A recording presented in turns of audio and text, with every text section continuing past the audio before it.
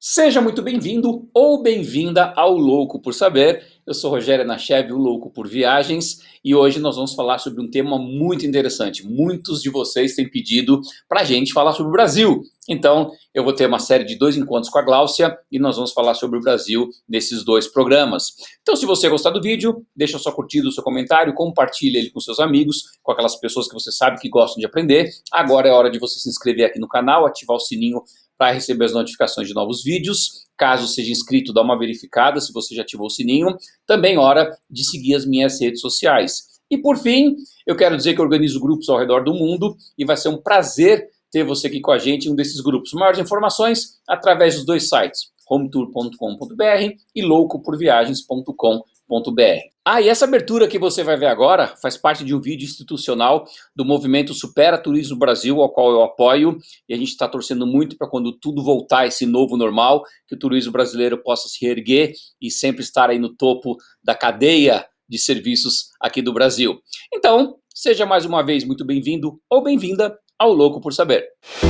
O Brasil tem potencial, vocação e paixão pelo turismo. Um dos países com maior diversidade de belezas naturais do mundo. Somos muitos países dentro de um só país, com experiências incríveis e o povo mais hospitaleiro. Vamos desbravar nosso Brasil com cuidado e segurança. Mantenha vivo seu desejo de viajar. Fale com seu agente e planeje sua próxima viagem pelo Brasil. Bem, gente, de volta aqui com essa professora maravilhosa, nossa querida Gláucia. Vocês pediram, né, que a gente falasse sobre o Brasil e eis-nos aqui. Gláucia, É verdade. bem-vinda mais uma vez. Já faz sua audiodescrição, depois eu faço a minha, breve introdução e você já manda bala, tá bom? Obrigada, Rogério. Um prazer estar aqui com vocês participando desse projeto maravilhoso que é o Loucos por Saber. E hoje eu estou vestida com a camisa do Brasil, tá? Eu sou branca, de pele clara, olhos verdes, cabelo castanho claro. Estou de óculos, porque senão a gente não vê nada.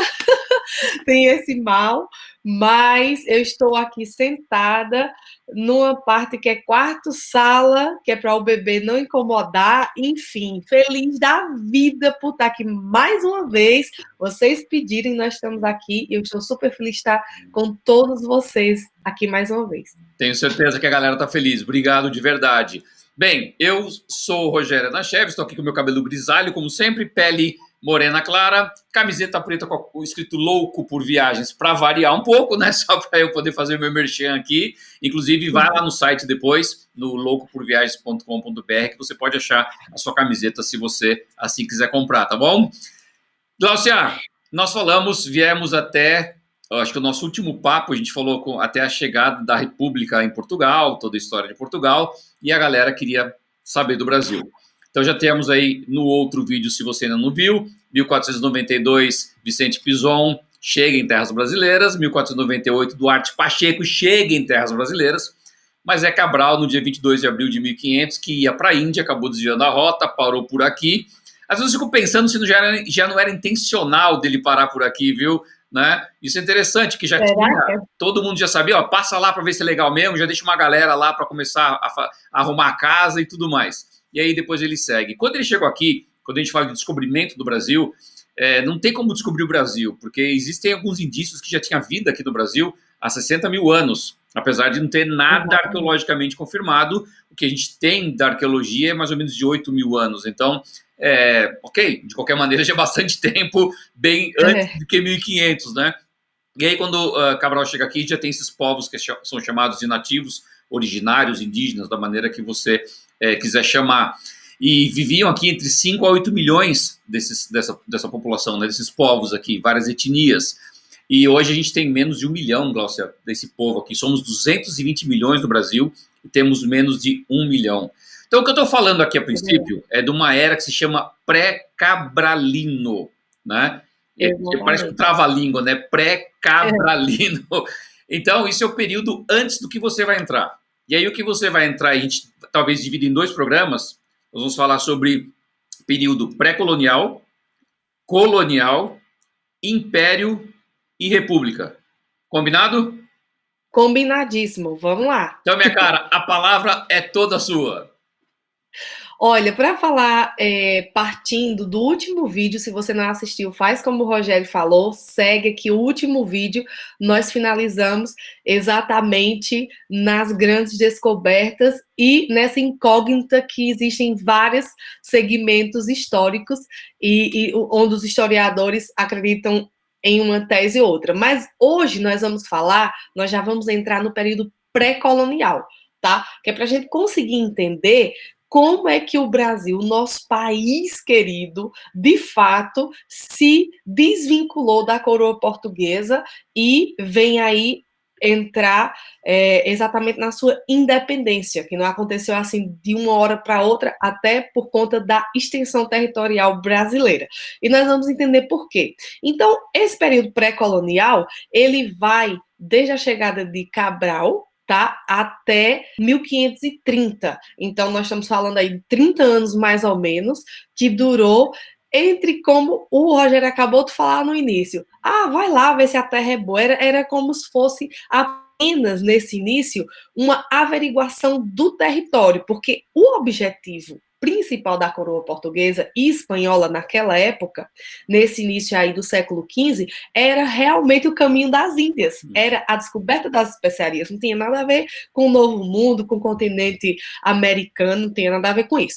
Então, a gente vai partir desse pressuposto que foi um caminhar muito lento nesse início, mas a gente pode falar que muitas vezes o nome do Brasil vai se caracterizando exatamente desse início, que é, quem não sabia vai ficar sabendo agora, o primeiro nome que tem registro do Brasil era Pindorama, que vem do Tupi, logo após é Monte Pascoal, que foi o primeiro monte que eles avistaram no litoral da Bahia, onde hoje é a região do Prado, tá?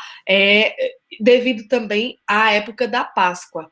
E depois vem a Ilha de Vera Cruz, que era a Ilha da Verdadeira Cruz. Como eles chegaram na época da Páscoa, foi celebrada, vamos dizer assim, a primeira missa junto com os portugueses e os indígenas, o que nos leva a crer em alguns retratos e pinturas de pintores famosos, que eu não sou muito expert não, mas eu sei que tem pinturas lindíssimas que retratam a primeira missa do Brasil e nos revela que o primeiro contato foi super amistoso. Inclusive, os indígenas ajudaram a cortar as árvores que fizeram essa primeira Vera Cruz, essa verdadeira cruz.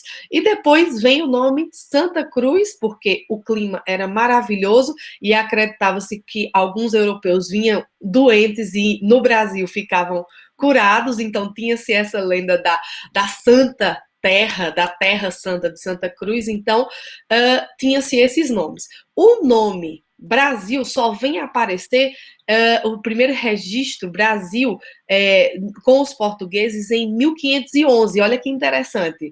E isso vem porque exatamente eles começam já a descoberta do pau-brasil, e aí ele chama Terra de Brasilis, depois Terra de Brasis, e aí a gente começa já a desenvolver aí por causa da cor da brasa, que era uma cor avermelhada, e daí temos o primeiro registro do nome realmente Terra do Brasil. E daí o rei Dom Manuel, nesse período, ele começa já a organizar o território, e o que leva ele a mandar mais frotas para o Brasil é exatamente a ameaça de invasões, porque lembra que nós falamos do Tratado de Tordesilhas, infelizmente não cumpriu o seu propósito como um todo, porque as outras nações viram que existiam ali terras boas, que produziam, e que eles ficaram em desvantagem. O que foi que aconteceu? Essas outras nações, principalmente as francesas, começaram a invadir também, por outro lado, o território. Então, Dom Manuel, para poder proteger a área, o novo mundo descoberto, ele começa a enviar mais frotas e a explorar um pouco mais. A primeira exploração nesse período colonial, nós já sabemos que é a exploração do pau-brasil. E começam aí as feitorias, tá? As feitorias nada mais são do que pontos de armazenamento.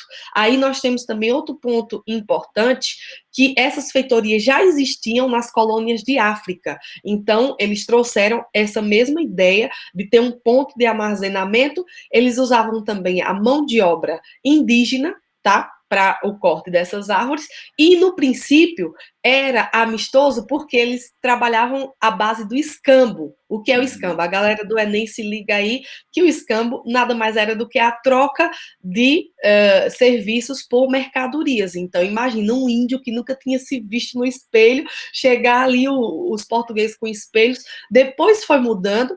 Os produtos já eram ferramentas que auxiliavam no corte da madeira, depois animais, imagina, galinhas, patos, animais que nunca foram vistos no território.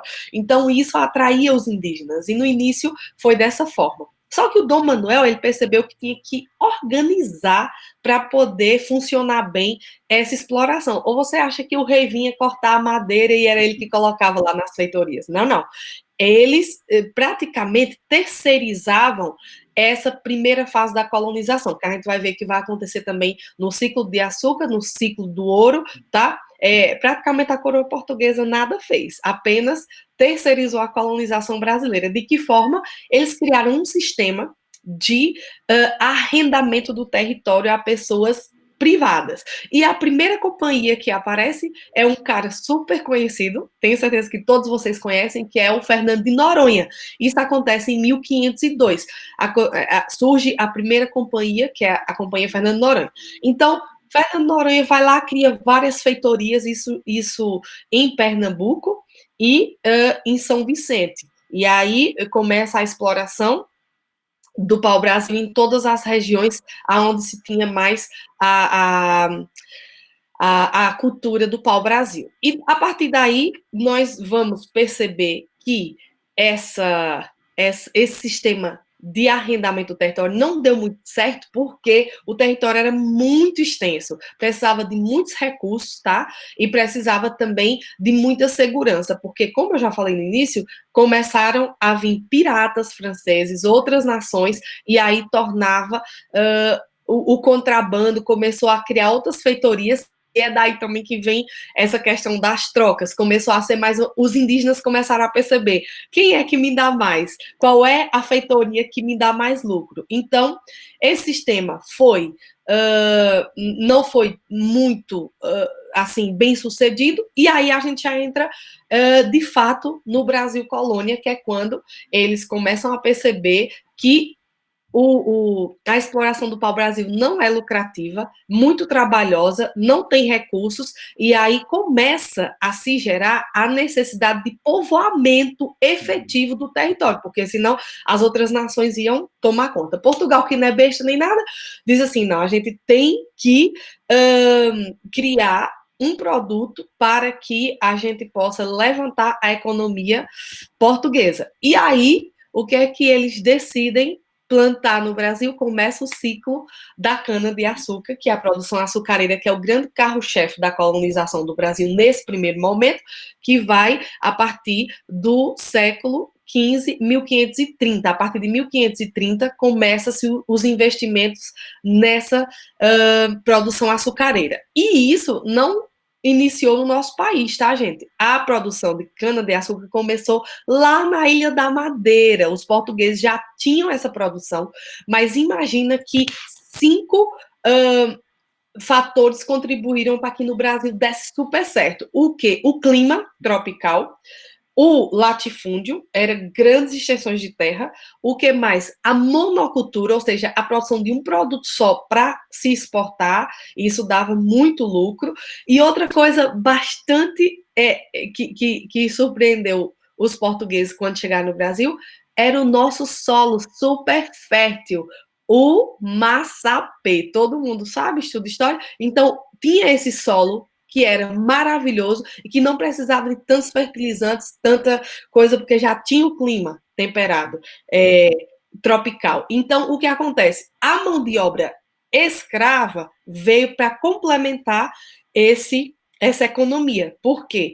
A mão de obra indígena se revelou não lucrativa, e outra coisa, o indígena não tinha a força que o negro escravo tinha. Então, não rendia tanto no trabalho. Então, eles começaram a perceber e a juntar todos esses elementos que nós falamos para poder fazer, e realmente fizeram fortes, se fizeram fortes nessa produção do açúcar, que era um produto que interessava muito na Europa, porque não tinha um clima favorável para a sua produção.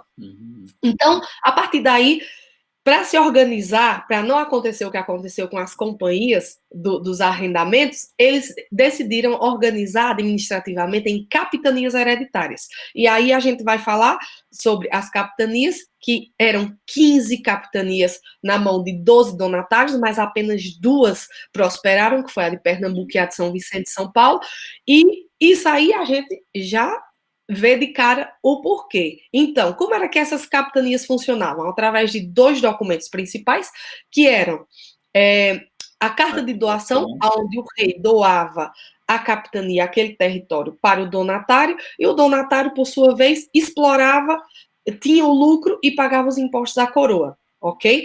E o segundo documento era o foral, que nada mais eram do que as atribuições desse donatário, ou seja, dando total liberdade, dando total autonomia e autoridade sobre a capitania. O donatário ficou super feliz. Claro que não, isso era tudo balela, isso era só para aumentar as responsabilidades do donatário e tirar o corpinho da coroa portuguesa de fora, porque assim toda a responsabilidade, infraestrutura, segurança, organização, tudo era do donatário. A coroa não tinha nada a ver, a coroa cedia o usufruto do terreno e ele tinha que se virar. E, inclusive, entra aí também a questão de atrair novos portugueses, porque nós estamos falando de portugueses que estavam no Brasil, fazendo essa plantação, esses investimentos. Então, eles também eram responsáveis por enviar essas notícias para Portugal, atrair novos portugueses, que aí o que era que ia acontecer? Esses portugueses iam se tornar colonos do engenho, ou seja, já era o donatário que ia ceder um pedaço da sua terra para esse novo investidor, e aí vocês já viram como era que ia se fazer esse ciclo. Isso era conhecido como as sesmarias, não era? Sesmarias, exatamente. Isso, né? Esse lote, Rogério, exatamente, esse lote de terra que era cedido pelo donatário já, através dessa carta de doação para um outro investidor, chamava exatamente as Sesmarias, que é o que a gente estuda, e ele também ia ter as mesmas obrigações, e aí já ia pagar 2 tributos, ao donatário e o donatário sucessivamente à coroa. Então, isso virou esse ciclo, ok, até no início, enquanto o negócio estava rendendo, estava dando, vamos dizer assim, porque todo negócio no início dá, a gente vai. Então, estava todo mundo muito bem, todo mundo muito satisfeito, até que em 1548, porque até então, com o foral, toda a responsabilidade era do donatário. E a coroa portuguesa não tinha muito pressão, muito interesse, não tinha muita assim, fiscalização. Então, até porque eles ainda estavam com os olhos fixados lá no Oriente, não estava aqui, ainda não estava dando o lucro esperado. Então, apenas em 1548, a coroa portuguesa decide voltar mais os olhos para o Brasil. Por quê? Porque estava acontecendo muitas invasões já francesas e porque também já estava acontecendo muitos prejuízos no Oriente. Então, já não estava mais dando o mesmo lucro. Então, praticamente, chegou um ponto que a fonte de lucro portuguesa começou a ser a colônia brasileira. Então, a coroa volta os olhos e aí percebe que esse sistema não está dando muito certo. Então, eles decidem colocar uma espécie de governador geral.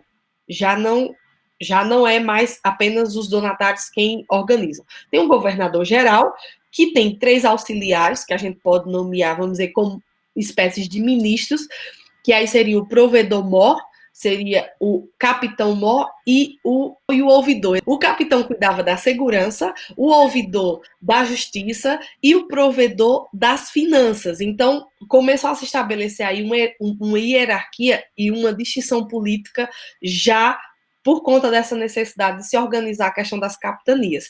Dentro de cada município, foi aí que foram instituídas, a partir de 1548, as câmaras municipais, que eram compostas de entre 2 a 5 vereadores. E quem eram os vereadores? Os senhores de engenhos. E o que é que um vereador faz? Ele cobra impostos. E cobra impostos de quem? De quem produz. Mas quem era que produzia nesse caso? Era ele próprio. Então, gente, essa questão do governo geral foi um pouco complicado, porque a coroa portuguesa queria ter uma extensão do seu controle dentro de cada município, e isso não funcionou. Porque você imagina que o senhor de engenho, que era o vereador daquele município, ia gerar imposto para si próprio. Não ia. Então, a coroa começou a ver que houve uma queda, começou a haver queda de produção, queda de pagamento de impostos, e daí não restou nada mais, nada menos do que exatamente focos de revolta dessas câmaras, desses senhores de engenho, e aí a gente já vai chegando exatamente nessa queda do valor do açúcar, nas tentativas de invasões, inseguranças, e outro detalhe muito importante, Rogério, não havia recursos. Então, o que é que acontece nessa época? A coroa portuguesa tem que recorrer aos bancos holandeses. Isso é um detalhe muito importante que às vezes passa despercebido, que é exatamente nessa época que Portugal começa a se endividar com o banco holandês, e talvez, depois da Revolução dos Guararapes, onde os holandeses tiveram que ser expulsos, é que a gente vem entender isso aqui, ó, que vocês estão vendo, porque eu sou descendente de uma pequena vila de Pernambuco, onde foi colonizada por holandeses. É isso que explica a minha cor, os meus olhos, os meus irmãos, enfim, nós, de uma família tão numerosa, só 3, né, que sou eu e meus irmãos, nascemos brancos com olho claro, e é incrível o resto da minha família, mas vem exatamente dessa miscigenação, dessa junção aí, só para deixar bem claro. Enfim, economicamente falando, Portugal já começa a entrar num declínio. E aí, da mesma forma que o pau-brasil não estava dando lucro, agora o engenho de açúcar começou já a declinar, já era necessário ir procurar uma nova fonte de lucro que alavancasse a economia portuguesa, porque a economia açucareira já estava no seu final, já não dava. E aí, nós começamos, depois do século XVI e XVII, com o nosso carro-chefe da economia açucareira, a gente entra no século XVIII com o ciclo do ouro, que o nome por si só, né, já nos dá a entender que foi uma época da riqueza no Brasil e em Portugal, porque essa época, gente, foi marcada exatamente por essa necessidade de se procurar uma nova economia, e aí é onde entram os bandeirantes. E quem foram os bandeirantes? Foram a primeira e a segunda geração de portugueses já nascidos no nosso território, que com a necessidade de desbravar e de se procurar um novo produto, algo que pudesse dar lucro, eles começam a, aí sim, colonizar. Aí tem alguns historiadores que falam, aí sim foi colonizado e foi de ponta a ponta do Brasil, porque aí eles levaram o português, eles levaram a cultura, eles levaram a questão também dos jesuítas, tá? É importante a gente frisar que nessa altura do início do século XVIII, os jesuítas também tiveram esse fundamental papel, que foi de abrir escolas, que foi catequizar os índios, ou seja, levar a cultura cristã, porque muitos índios também eram canibais, praticavam o canibalismo, e aí os jesuítas chegavam, aprendiam a língua deles. O padre José de Anchieta tem um papel fundamental que, nesse caso, nesse contexto, ele cria, se eu não me engano, ele publica o primeiro dicionário, né, já na língua do português para o tupi, que era a língua deles, e daí facilita muito. Então tem esse lado também da fé e da religião, que foi super importante, juntando com os bandeirantes. E aí na região de Minas Gerais, Mato Grosso e Goiás se dão as maiores descobertas do ouro no Brasil. E aí a gente já sabe que o que foi que começou a acontecer daí. Aí sim, os olhos de Portugal se viram inteiramente para o Brasil. Blim. E aí, muitas mudanças aconteceram, e a gente vai perceber mudanças políticas, mudanças sociais, tá? E culturais devido a essa mudança. Porque se a gente parar para pensar, vamos imaginar que com o engenho de açúcar, a riqueza toda estava no Nordeste, no litoral. E com a riqueza passando para o centro do Brasil, o que acontece? Vai para a cidade. E aí, até a questão da capital do Brasil, que era no Nordeste, Salvador, nessa altura, vai para o Rio de Janeiro. Então, muitas mudanças começam a acontecer, tá? Eram senhores de engenho, agora são mineradores, e aí a gente vai começando a perceber que tanto a questão senhores, escravos, agora com a mineração, a descoberta do ouro, aparece uma nova classe, uma classe intermediária, a classe dos comerciantes, a classe daqueles que já inspiram e aspiram querendo a liberdade. E é daí depois que nós vamos falar também das revoltas separatistas e nativistas que vão dar origem à independência do Brasil. Mas é importante a gente perceber que essas mudanças também culminam em outra questão muito importante, porque a questão do ciclo do ouro no Brasil vem, em primeiro lugar, não só a trazer a riqueza, mas vem também trazer um novo sistema, acabando com as capitanias hereditárias. E aí entra as capitanias reais, que aí já não é quando o donatário morre e passa para os seus filhos mais velhos. Agora, quando morria, era apenas por denominação e doação do rei. Então, agora era capitanias reais, acabando-se assim as capitanias hereditárias. E como foi que se deu esse processo? A gente pergunta e a gente vê nas histórias, e esse processo do ouro se dá exatamente com a coroa portuguesa agora. Imagina, na produção do açúcar, os donatários que se virem, que explorem, que me paguem. Agora, com o ouro, meu filho, a coroa portuguesa estava em cima, queria saber quantas gramas, quantos quilos, quantas toneladas tinham sido descobertas. E daí começa a questão do maior controle, do maior rigor, de tudo que era descoberto tinha que ser, vamos dizer assim, feito um notário e tinha que... E como é que eles fizeram isso? Eles fizeram isso através exatamente das casas de fundição. Por quê? Porque o ouro era em pó e o que era que acontecia? Contrabando, como nos nossos conhecidos Santos do Pau Oco.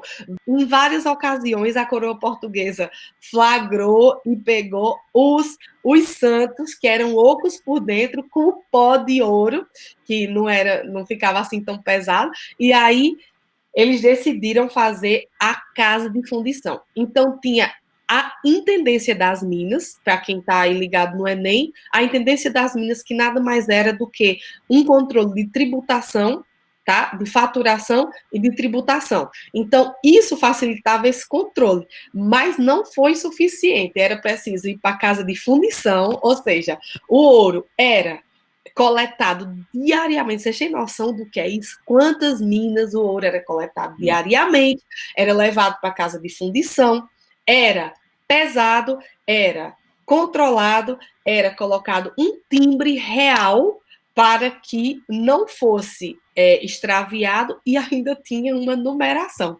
Então, assim, era realmente, eles fizeram de uma forma que não tinha como mais contrabandear o ouro, pelo menos assim, tão diretamente como estava sendo feito.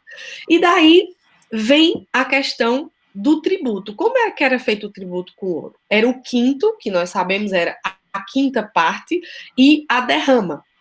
E depois foi criado também alguns tributos extras, que a gente vai ver que foi o que começou a gerar insatisfação por parte dos mineradores, porque chegou um ponto que o Brasil, no século XVIII, foi considerado o maior produtor de ouro e de diamantes do mundo, entendeu? E nós, de tanto explorar, você sabe, de tanto explorar, um dia o poço seca e as explorações já não davam mais nem para pagar o quinto, nem a derrama, nem o quinto mínimo.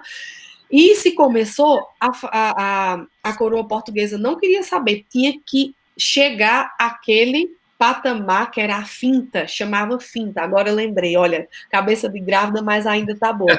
Chamava-se finta. Era um imposto que deveria, no final, vamos dizer, de cada período, se fosse da semana ou do mês, devia atingir aquilo. Se não atingisse, toda aquela vila, ou seja, toda aquela mineradora, aqueles moradores, tinham que dar conta daquela finta, daquele imposto.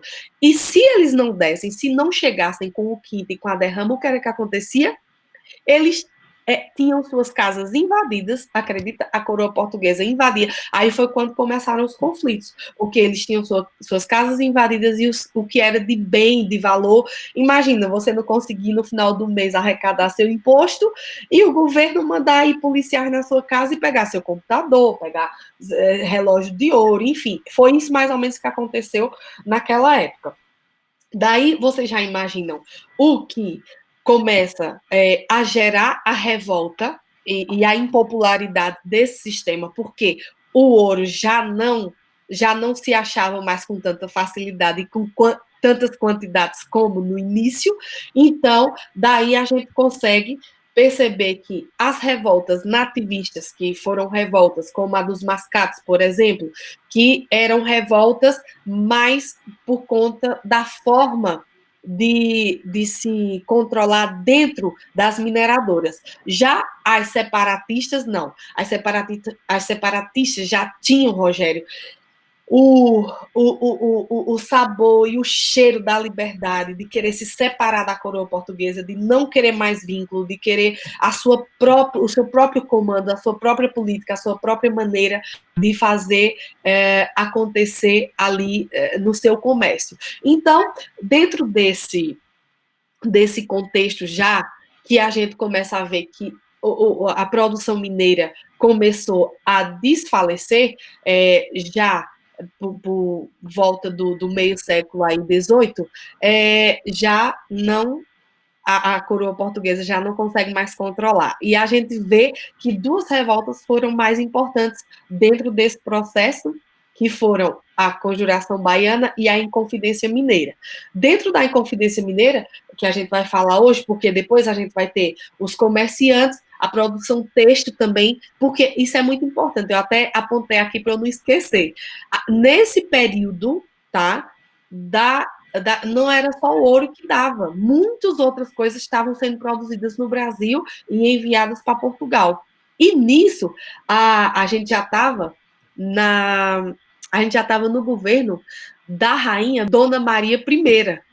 Né? A gente teve também um episódio super importante. Eu posso voltar só um pouquinho, sim, Rogério, só para comentar que no ano de 1755, lembra que aconteceu em Portugal um grande desastre, um grande terremoto, e foi bem no auge das descobertas do ouro, o que ajudou muito a reconstrução do rei Dom José I com o seu primeiro-ministro, que era o Marquês de Pombal.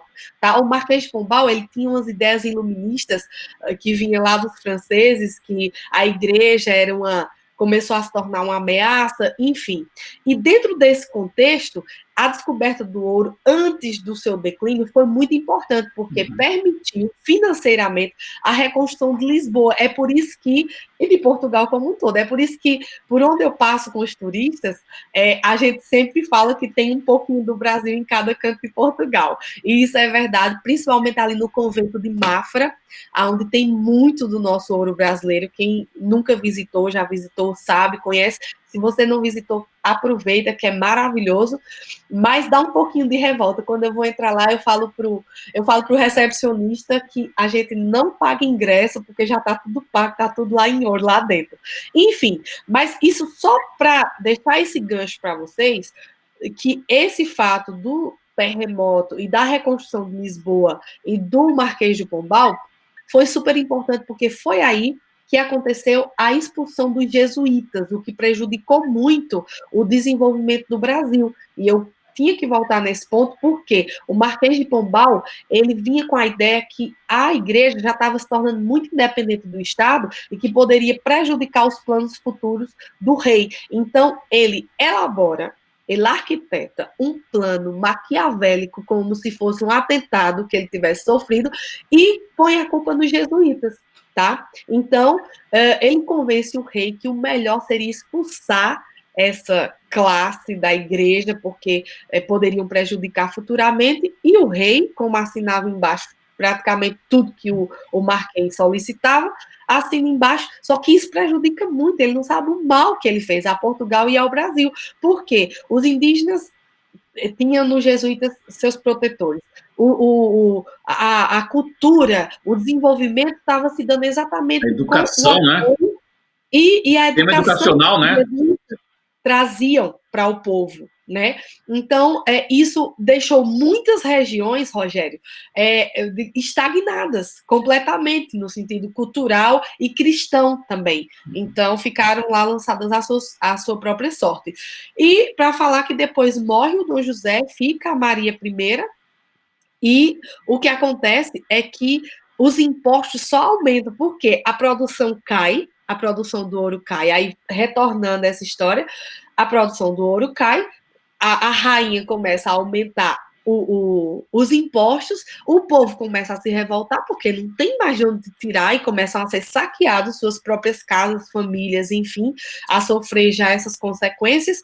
E aí, o que acontece é que comerciantes, principalmente na área do setor têxtil, porque a Rainha Maria não queria mais que Portugal exportasse do Brasil os produtos têxteis, e ela decreta o fim da produção têxtil no Brasil e a exportação para Portugal. Elas queriam que o Brasil importasse de Portugal. E aí gera a revolta dos comerciantes, dos padres pela expulsão dos jesuítas e dos intelectuais, que eram os poetas, os pintores, enfim, e os militares, destacando aqui o Tiradentes, né, que dentro desse contexto que se dá a Inconfidência Mineira, tá, onde eles arquitetam um plano. Lembra que tinha o dia da derrama, que era o dia que tinha que se pagar o imposto à coroa portuguesa? Então, foi a Inconfidência Mineira, nada mais é do que esse plano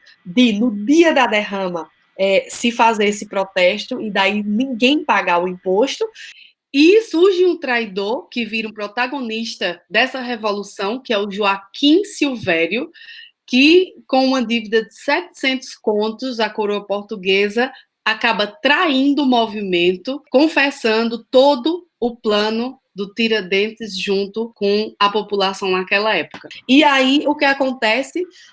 Várias pessoas foram presas, a rainha descobriu, porque ele pensou assim, não, mais vale eu falar para as pessoas, mais vale eu contar à coroa portuguesa o que está acontecendo, porque quem sabe assim eles me perdoam e o resto que se vire. Foi isso que ele pensou, não pensou no plano de todo mundo. Ele tirou dele de campo e entregou esse plano de todo mundo. Só que aí alguns intelectuais foram presos, por exemplo, e continuaram exercendo suas atividades, por exemplo, em África, em Moçambique, em outros locais exilados. Só que Tiradentes não, porque a rainha mandou Tiradentes para o Rio de Janeiro, e com o objetivo que ele se desculpasse, pedisse perdão, e ele não pediu, pelo contrário, ele chegou na capital disseminando a ideia para não desistir de continuar a revolta e acabar com os impostos. E aí, por causa disso, a gente sabe o que aconteceu, ele é preso, e no dia 21 de abril de 1792, ele é enforcado, e depois tem seu corpo esquartejado e sua cabeça levada para justamente servir como exemplo de quem trai a confiança da coroa portuguesa, da rainha, e quer se revoltar. Enfim, a gente já sabe que isso acontece com o Tiradentes. Ele se torna um herói, um mártir, porque ele imagina a caracterização, porque Tiradentes não tinha aquele cabelo grande, ele era um prisioneiro, gente, ele estava preso, jamais era possível ter aquele cabelo maravilhoso e aquela barba enorme, porque ele estava exatamente nesse período de exílio, preso antes de ser enforcado. Mas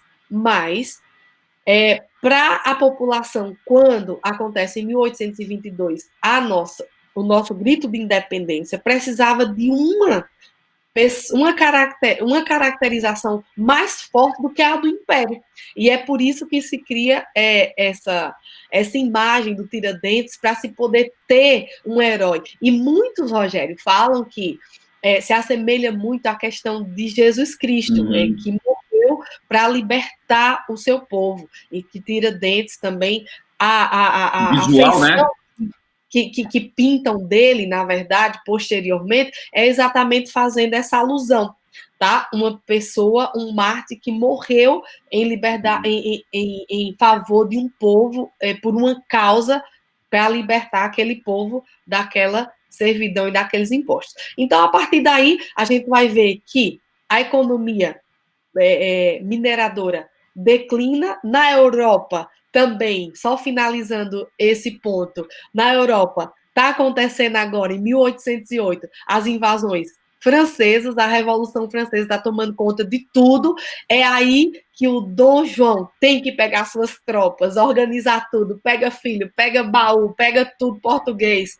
E algumas concubinas ficam lá, é por isso que a gente tem a expressão ficaram a ver navios, porque o rei não teve tempo de preparar quase nada, e aí elas ficaram lá mandando WhatsApp, se arrumando, e aí ficaram lá no porto de Lisboa. Os navios partiram para o Brasil, e aí a gente vai começar uma nova história, um novo ciclo, porque aí acaba a parte pré-colonial e colonial, aqui acaba o Brasil colônia, e o rei de Portugal vem para a colônia mais rica que ele tinha naquela época, que era o Brasil, e aí vai se iniciar um novo ciclo, uma nova história e uma nova organização administrativa, política, cultural e social no nosso país, que eu acredito que vai dar pano para a manga para o próximo programa. Gente, mais uma aula.